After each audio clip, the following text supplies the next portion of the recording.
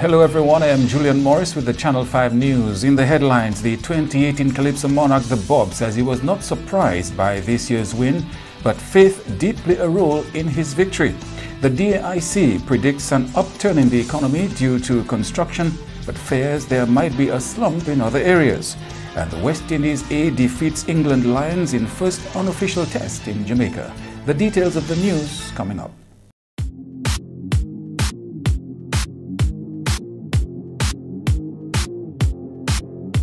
Rudolph Thomas Enterprise in Portsmouth, your suppliers of building materials and hardware products. Over 20 years experience in the business. Rudolph Thomas has lumber and plywood, galvanized and fence pipe. Check out Rudolph Thomas for ceramic and vinyl floor and wall tiles, nails, nuts and bolts, paint and painting supplies. And check out their line of electrical and hand tools. Go now to Rudolph Thomas on 1240 Bay Street in Portsmouth. If you're HIV positive or have an STI, having unprotected sex with multiple partners puts them in grave danger. You'll expose every partner and their present and future partners to HIV or another STI. Use a condom every time you have sex. You can live a productive life even if diagnosed with HIV. Remember, early detection is key to your survival. Be responsible, protect yourself and others. Help stop the spread of HIV and other STIs. First stop in the news, the Dominica Association of Industry and Commerce expects a boom in the construction industry will cause an upturn in the country's economy. While the Dominica Association of Industry and Commerce President Kira Thompson-Aird noted that the private sector looks forward to an obvious increase in construction activities, they expect there'll be a slump in import of merchandise. You can see that the economy is still suffering. There is a level of contraction which we all know. There have been the loss of jobs through employment with these certain entities, businesses that were affected as a result of the hurricane. In terms of projections, the DAIC does foresee that there will be booms within certain sectors, which we've seen across the region. Historically, after a natural disaster, there are certain areas of the economy that will start to grow, specifically construction. We've seen the drop-off in agriculture, and that does affect our trade capacity in terms of exports, in terms of the drop-offs to damages to certain businesses and retail wholesale distribution. The impact, of course, would involve on the import aspect of the trade factor. In January last year, the ECCB projected that Dominica's economy would grow by 3.2% in 2017 and again in 2018. The consequence of the September disaster resulted in a 6.9% drop in the economy, with Dominica losing over 220% of its GDP for that year. The Caribbean Development Bank recently projected 2% economic growth for the region in 2018, with Anguilla and Dominica being the main drivers, the main reason being associated with rebuilding after the 2017 hurricanes. Thompson-Aird says it's critical that the environment is created to help push local construction companies to realize the expected rise in the construction industry. Having been through Hurricane Ivan in Grenada in 2004, when the rest of the world and the countries in the Caribbean were taking an economic downturn, going into the 2008 global economic downturn, Grenada was seeing an economic upturn because of the construction boom as a result of the rebuilding from Hurricane Ivan. In my personal estimation, and I'm not speaking on behalf of the membership here, it is projected in my mindset that this is what we will start to see. We will see the construction boom. The necessity would be for the investment into the local private sector companies who provision those services, because you need that trade continually moving around within our local economy to be able to foster that construction boom. Yes, there will be a necessity to subcontract other entities because we may not have the number of pieces of equipment available, etc. The manager of the Western Union business also supports what she calls smart investments to foster building back better. The problem is not everybody has insurance, but you have to think smart, and that's where we would want to encourage persons through remittances, for example. Send the cash home. Let them invest the cash in rebuilding themselves, their lives. And of course, the hierarchy of needs always speaks to shelter and then food. Let them build back their shelter the right way. You know, people need to educate themselves on what is required. And that level of investment, coupled with the construction boom, will help us as a nation build back better. Because you have to look at the entire fabric, the socio-economic fabric of a country. If a country is not doing well socially, economically, it's not going to do well. So there is a tie-in between the two. So it requires a lot of smart investment by the government, partnership and dialogue between the government and private sector. And I'm not just talking about the big businesses like I mentioned before. Agriculture go all the way through across every single sector. In more news now, the Bob says his win this year after 17 years in Calypso did not come as a surprise, but he would have bowed out of competition had he not won the crown. Bob told Channel 5 News in an interview the experience has deepened his faith. From the quarterfinals, I had a burst of confidence because I knew what I was going to do. And I had an element of surprise in my mind from the day I started working with the song. So it wasn't in any way a surprise to me at the end. At the finals, no, it wasn't, because I knew I felt I was going to win. As a matter of fact, to prove that, I purposely dressed in red. I wore a very strong red shirt, and red is victory. So I knew it was coming first in the quarters, coming first in the semis. And that's not the first time I'm coming first, you know, but I just knew I was ahead of the rest. My points were always way ahead. And my second song was just a compliment. 17 years, the Bob. Yes. 17 years. Yeah. Were you on the verge of being disillusioned? 17 years. Would this have been your last attempt had you not won? I think it would have been, yeah. It would have been an indication to me that, you know, Bob, you need to give this thing a break. Because being there too much is probably giving people a chance to take you for granted, which I think they have. But 17 years is a lot of dedication. Yes, it was, and it has proven to me a number of things, you know, that you have to really keep knocking, you have to keep persevering, and don't put a time limit on yourself. As long as you have the energy and the talent, you have to go out there and just deliver.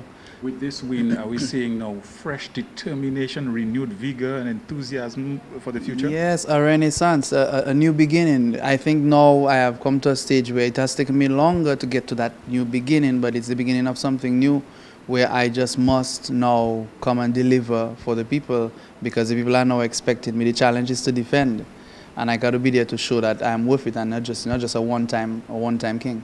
What I found fascinating listening to you was, it seemed to me with that song, Bob, you climbed over a new threshold in your career, in your singing career. It's basically, it seems to me, from my humble opinion, it looked like you said to yourself, look, win or lose, love or hate, yeah, this has to happen. No. Yes. In my delivery, I actually had that very strong passion, and I just didn't care. I started the season with a sense in me, a feeling that I just don't care about what the judges think about me, what they're going to think at the end of the day. I just want to go out there and sing the truth, offend whoever wants to feel offended, and it has worked out so wonderfully. Is there a bigger lesson, though, for all of us in life? The truth, it doesn't really matter what the consequences are. If it's the truth, you go ahead and say it or sing it, whatever.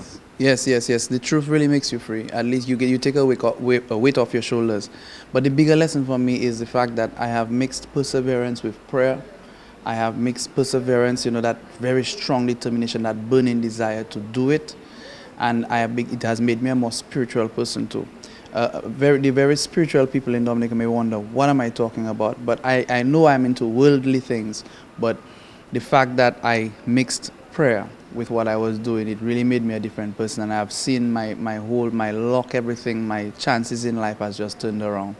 And I want to share that with Dominicans, that we can change our country with that. Don't put any time limit on yourself. Work hard, pray, and just don't stop. As long as you feel the burning desire, just continue doing it, because your goal could be at the next knock in the tunnel.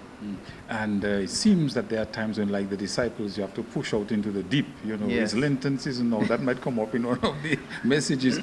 It's not always good to stay the comfortable shore. You have to maybe push out in the deeper waters, and you did that this time. Yes, but whilst you're doing that, always swim close to the rock, because you never know at what point the wave might be too strong. So you have to have people to give you that support, and you have to know, you have to be grounded. You have to be grounded in your own faith. Know what you want, and put your mind on it, and go out and grab it.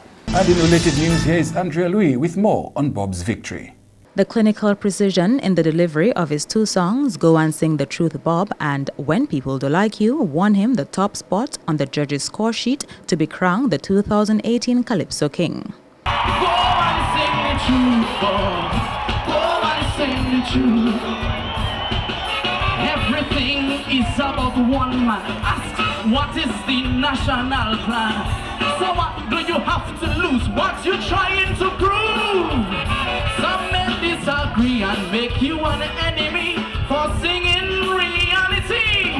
Don't worry, Bobby, the truth will make you free. Try it, you will see. When people don't like you, you can bring down angels from heaven. They won't like you. When they don't like you, you can feed them and they'll still backbite you. It's like they don't like you. It's not very simple to say forgive them, for they know not what they do. I take it from me. Don't like his blows. Love is not easy. Who feels it knows? Second place went to eight-time monarch Denison Dice Joseph, who performed Arm Them and Looters. Third position went to former monarch Tasha P. Peltier, with her songs Father Have Mercy and Wrong Plus Wrong is Wrong. Rounding up the top four was Murphy Cy John Jules, who has been in the Calypso business for a few years and is placing in the top four for the first time in his Calypso career. His songs for 2018 were Relief Supplies and Roofless. Of particular note is the fact that 3 of the top 4 positions went to Mass Camp Calypsonians. The other participants in the Calypso finals were former 3-time monarch Andrew Discrunter Basil, first-timer to the finals Chris B. Sylvester, second-timer to the finals Stefan Subero, stage name Stefan, Jude J.D. Deloney into the final leg of competition for the second straight year, former 4-time monarch Gregory Caressa Rivera, and veteran Calypsonian Emmanuel Hixie Salamat. Reporting for Channel 5 News, I am Andrea Louis. In more Calypso news, the 2017 Calypso King Gregory Caressa Rivera has apologized for the unusual turn of events at the Calypso finals. During his first round presentation, the former monarch announced the abrupt end of his performance and walked off the stage. He later informed the Masters of Ceremonies that due to some concerns with the sound and presentation cues, he had prematurely aborted his performance. He subsequently requested a restart, which was denied. When she started to sweat, oh yes, I was soaking wet. Oh God, as soon as I look up, I see in the moon.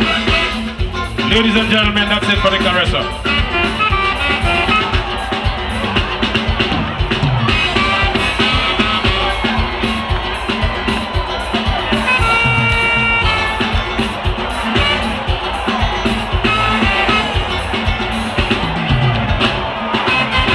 Unfortunately, Caressa was a no-show for the second round of competition. According to information from his management team on the night, due to technical issues, Caressa wished to withdraw from the rest of the competition. In a statement released earlier this week, Caressa took full responsibility for his actions on Saturday night while commending the Calypso Association for keeping the art form alive this year and congratulating the 2018 Calypso King and 8 other finalists on their accomplishments. As for me, I want to take full and total responsibility for my very unusual behavior on the night of the finals, irrespective of what may have contributed to it. I sincerely apologize to the Dominican public, the Dominica Calypso Association, the honorable judges, Calypso lovers, my team, my sponsor, and my many fans who continue to reach out to me day after day. I am very, very sorry for the hurt and pain that you experienced due to this encounter. I do hope that we can all put this issue to rest as soonest. Be assured that I will continue to support the Calypso art form and my fellow Calypsonians. Calypso is bigger than any one of us. No matter how controversial it may be, It is one of the many glues that keep our people together. In more news now, Discover Dominica Authority officials say Mass Dominic 2018 was a success. Marketing officer with the DDA, Samantha Leighton, says the turnout of patrons was commendable, especially in light of the heavy rains on both days. We know the weather wasn't the best, but I think the patrons, the lovers of Carnival, be it they were in a band or not, were on the road braving the weather with their umbrellas, jumping up in the band, soaking wet. And I think that's what stood out the most, because it shows the unity that we really wanted to capture for 2018, given our situation coming from Hurricane Maria, you know. So I think that's what I really stayed with me for those 2 days of the jump up. Preliminary feedback has been very good from all reports, from our partners and from the media houses and from patrons of the festivities, that it was a successful Mass Dominic 2018. Chairman of the Dominica Festivals Committee, Gerard Cruz-Latig, says the number of bands and visiting Dominicans was remarkable. I think the patrons came out to enjoy themselves, and in particular the costume bands, I must admit, even the groups who came from the country. And you know, like bands like Thunderbirds, who were the last minute, and Amnesia, who really, you know, it was really amazing. Boa Boa and so, it was really amazing. I honest to God, I didn't expect that. For most of the bands, we supplied the music.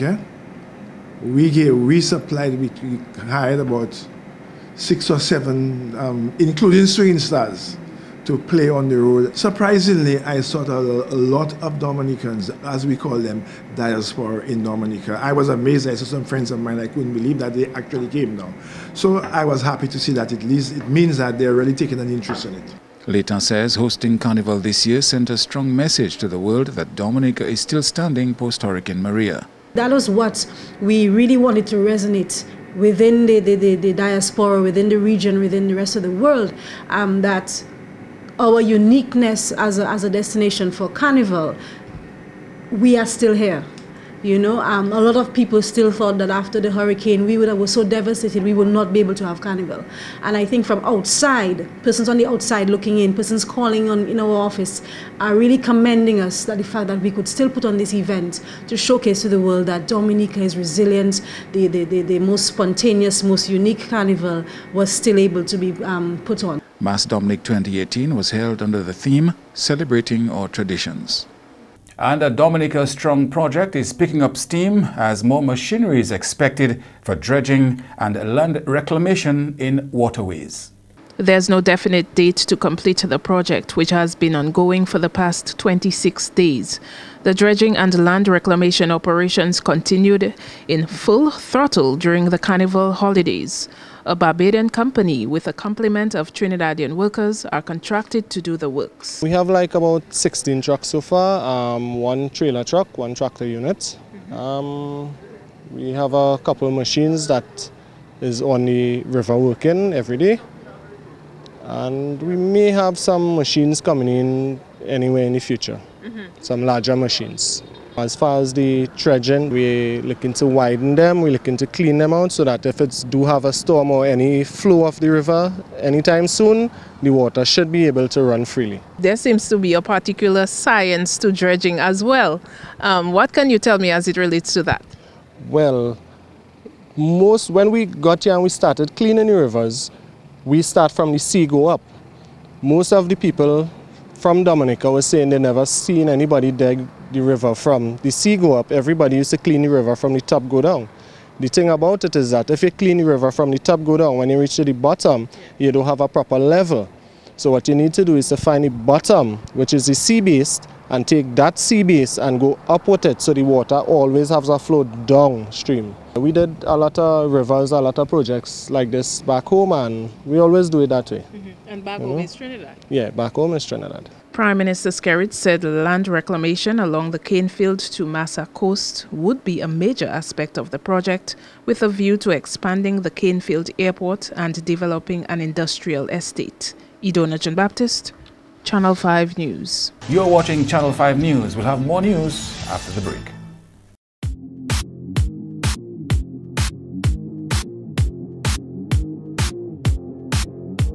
Do you need more cash for that home improvement? Then come to Fast Cash, where we give you more. At Fast Cash, our customers get more funds and more time to repay. But wait, can't come to us? We'll come to you, and our mobile officer will get you on your way. Small businesses, consumers, and taxi owners. Fast Cash has more for everyone. Simply call or visit any of our locations for more. Smarter, faster, better. Fast Cash. Terms and conditions apply. Welcome back. Following the passage of Hurricane Maria, Dominica's lone water company Doasco vowed to build back in a resilient way. And help is on the way. The UK pledged $15 million toward building back Dominica's damaged water systems in a more climate-resilient way. A fact-finding team from the UK recently wrapped up a visit to Dominica. Prime Minister Skerritt himself has made it clear that Doasco will not only need finances, but the necessary expertise. Funds provided by the United Kingdom, DFID, the Prime Minister has decided that those funds will go towards water resource management. So there were some folks from the Caribbean Development Bank and from the DFID office in Barbados with us a couple of weeks ago, and really is to begin the programming of those funds as to what interventions are going to be used for, not just to bring water back to people this time. There are still a few communities without water, but to really make our water systems more resilient, to better withstand the impacts of hurricanes and tropical storms and so forth. Etinoff commends government's initiative to channel the UK funds through Doasco to ensure that capacity building and resilience are achieved within the company's water systems. As it stands right now, we do have engineers, very good engineers, who work very hard and so on, but we can do with even more expertise from more developed countries where they have gone through some of those things and they have really seasoned engineers. So our engineers can learn something from them, as to how to design better to withstand the pressures of climate change, put it this way, as it is now. So we really look forward to that. We welcome that initiative by the government and we are thankful for it. And while it may have been Valentine's Day on Wednesday, what you see is not what it appears to be. Well, it's not a giant bottle of champagne erupting in celebration of Lovers' Day in the middle of the city. It's a fire hydrant on Cork Street near Guyav Restaurant, creating sort of an attraction on an otherwise normal Ash Wednesday. Fortunately, the small house closest to the hydrant was not damaged in any way, to the surprise of onlookers. And business continued as usual at Guyav Restaurant, which was also drenched with gallons of water. And there were some signs around the city sidewalks reminding us of this Ash Wednesday, that this Ash Wednesday was also Valentine's Day. According to an online account in the United States, annual spending in 2014 for Valentine's Day was more than $13 billion. U.S. consumers spend an average of around $116 on gifts and merchandise. In that country, teachers receive the most Valentine's cards, followed by children, mothers, wives, and then sweethearts. Children aged 6 to 10 exchange more than 650 million cards with teachers, classmates, and family members. Additionally, 196 million roses are produced to celebrate the holiday.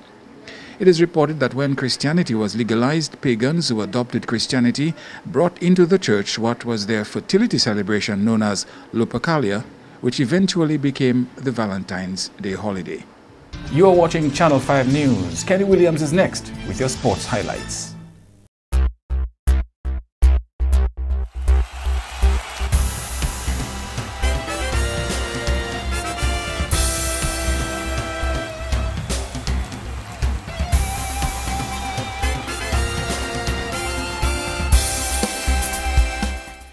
First up in sports, West Indies A defeated the England Lions by 2 wickets in the first unofficial test in Jamaica on Wednesday. Batting first, England was bowled out for 252 in 107.5 overs. Paul Collin added 60, Nick Gubbins 50, and Keaton Jennings 49. Rakeem Cornwall had a good day with the ball to pick up 5 wickets for 68 runs. In reply, West Indies scored 279 in 96 overs. Shane Dorwich contributed a well-deserved 119 for the Windies, while Jamel Warrican came in with an undefeated 71. In the second innings, England finished on 132 in 59.3 overs. Their highest scoring batsman in that innings was Hasib Hamid's 39. Set 106 for victory, West Indies scored 108 for the loss of 8 wickets. Kieran Powell helped set up the winning foundation for the Windies with 30, but it was Rakeem Cornwall and Jeremiah Lewis who finished things up with 14 not out and 1 not out, respectively. Meantime, Cricket West Indies takes steps to further develop more of the Caribbean's cricketing talent. Vice President of Cricket West Indies says the organization is in the process of establishing high-performance centers around the Caribbean in order to maximize on training budding athletes in the sport. What we found is that we had the HPC a few years ago at West Indies level, and we found that we selected a few players, normally about 15 players, and took them to the HPC for a year period thereabout. What we found is that by having just 15 players at any one time from all of the region, we were not training as many young cricketers as we could or as we should or as we ought and need to. As a result, we have challenged all the territories to themselves have their own high-performance center, their own academy. And that's part of the reason why we have our own in Dominica as well. We're hoping that all the territories will be able to have their own academy. In some instances where we haven't got a real academy, physical academy, we have asked people to establish a virtual academy.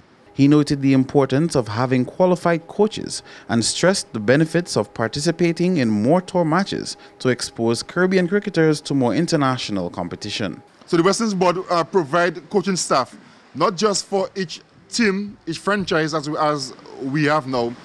We provide coaching support for all the territories as well. So they are development officers who are supposed to work with the players and them as they go along. We try as well in helping to deal with that by having a lot more matches for the people who would have been at the academy. So we have a number of 8 team tours, and we have a number of under 19 team tours. So you would recall Alec and his team was in South Africa, Zimbabwe as well, before they went into the World Cup. So we try to provide a lot more of those kind of events and activities with the funds that would have been used and utilized for that. It doesn't mean that we won't be doing an HPC as well. We just don't want to have one center. We have asked all the territories to start developing their own centers as well. So we have the main wheel and then their spokes. So the Dominica Cricket Academy will be a spoke of what would be the regional cricket training center. Next up, Barbados Pride defeated Hampshire by 17 runs via the Duckworth-Lewis method in the Super 50 Cup on Tuesday.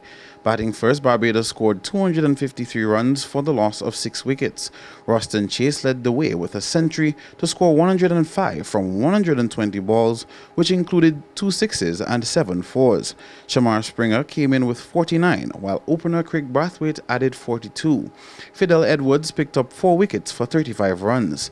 Set 125 to win from 20.3 overs, Hampshire scored 107 for the loss of 5 wickets. Their top run scorer was Joe Weatherly's 54 not out. Ashley Nurse took 3 wickets for 37 runs. Meantime, Barbados Pride bowler Jason Holder says the win against Hampshire served as an impetus to their momentum in the tournament. It was really important, we wanted to make ourselves qualify for the next round. I think we've done that by winning this game here now, so it's all about just finishing off these preliminaries in fine style, and then hopefully, we kick on in the tournament. Meanwhile, Windward's Volcanoes will be looking to add a 4th win to their tally when they come up against Trinidad and Tobago on Thursday. So far, the Dominica-based team has won 3 and lost 3 of their 6 games played in the Super 50 Cup. Still with cricket, we can tell you that Dominica is among a list of countries to benefit from a one-off T20 international match in May. World T20 champions West Indies will face an ICC Rest of the World 11 in a one-off T20 at Lord's in England on May 31 later this year to raise money towards restoration efforts in parts of the Caribbean hit by Hurricane Irma and Hurricane Maria in September last year. Proceeds of the match will go towards the restoration of the cricket grounds in Dominica and Anguilla. The Winter Park Sports Stadium in Dominica and James Ronald Webster Park in Anguilla were damaged following the passage of Hurricanes Maria and Irma. Finally, India climbed to the top of the one-day international ranking for the second time in 6 months with their recent win against South Africa on Tuesday. Also ranked number 1 in tests, India overtook South Africa after beating them by 73 runs in the 4th ODI in Port Elizabeth. If India wins the final ODI, they will finish with 123 ranking points and South Africa second with 117. South Africa needed to either tie or win the ODI series against India to stay at the top of the rankings. India's series win means England could move past South Africa to number 2 if they beat New Zealand 5-0 in the upcoming ODI series. That's all the time for sports. I am Kenny Williams. Join us next time.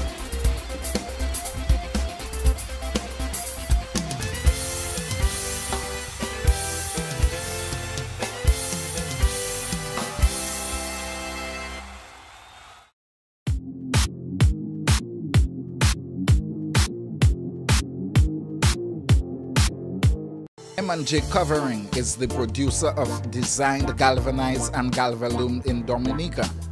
They design to your specifications, color and length, 4 styles of galvanized and galvalume pre-painted roofing sheets as requested, and supply all your galvalume accessories. M&J Covering helps you control spending and reduce waste. At M&J Covering, they are also equipped to build your roof to precise standards anywhere on island. So come to M&J Covering at 1 Mile in Portsmouth or call 445-5001 275-5003 today.